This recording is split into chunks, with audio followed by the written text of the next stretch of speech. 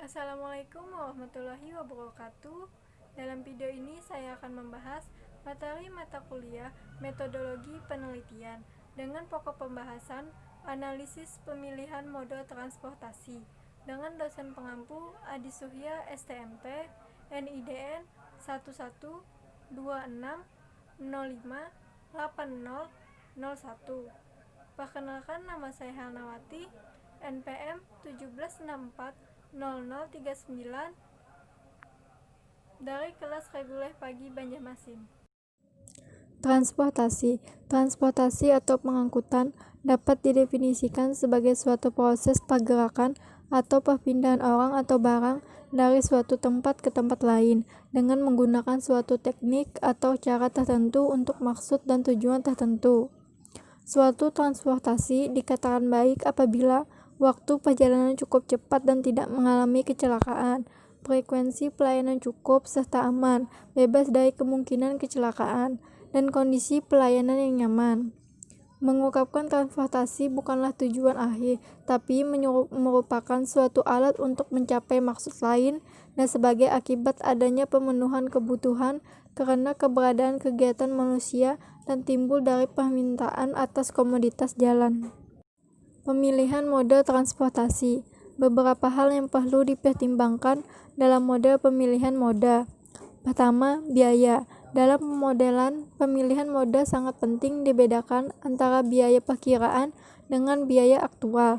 Biaya perkiraan adalah biaya yang dipikirkan oleh pemakai jalan dan dasar pengambil keputusan. Sedangkan biaya aktual adalah biaya sebenarnya yang dikeluarkan setelah proses memilih mode dilakukan. Kedua, angkutan umum kaptif. Dalam pemodelan pemilihan mode, tahap berikutnya adalah mengidentifikasi pemakai angkutan umum. Orang seperti ini didefinisikan sebagai orang yang berangkat dari rumah dan tidak atau mempunyai atau menggunakan kendaraan pribadi. Tidak ada pilihan lain kecuali angkutan umum. Diasumsikan bahwa orang tersebut pasti menggunakan angkutan umum. Ketiga, lebih dari dua mode. Beberapa prosedur pemilihan mode memodel pergerakan dengan hanya dua buah mode transportasi, angkutan umum dan angkutan pribadi. Di beberapa negara barat terdapat beberapa pilihan lebih dari dua mode. Misalnya, London mempunyai kereta api di bawah tanah, kereta api, bus, dan mobil. Di Indonesia terdapat beberapa jenis mode kendaraan bermotor. Faktor-faktor mempengaruhi pemilihan mode. Pertama, karakteristik pelaku perjalanan.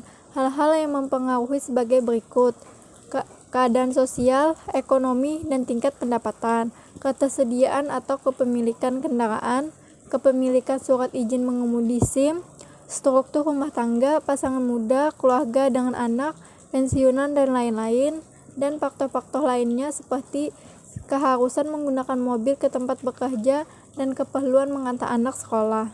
Karakteristik pelaku perjalanan. Hal-hal yang mempengaruhi sebagai berikut. Pertama, tujuan perjalanan. Di negara-negara maju akan lebih mudah melakukan perjalanan dengan menggunakan angkutan umum karena ketepatan waktu dan tingkat pelayanan yang sangat baik, serta biaya yang relatif murah daripada menggunakan kendaraan pribadi. Kedua, jarak perjalanan. Semakin jauh perjalanan, orang semakin cenderung memilih angkutan umum dibandingkan dengan kendaraan pribadi. Ketiga, waktu terjadinya perjalanan. Sekian dari video saya, salah hilap mohon dimaafkan. Wassalamualaikum warahmatullahi wabarakatuh.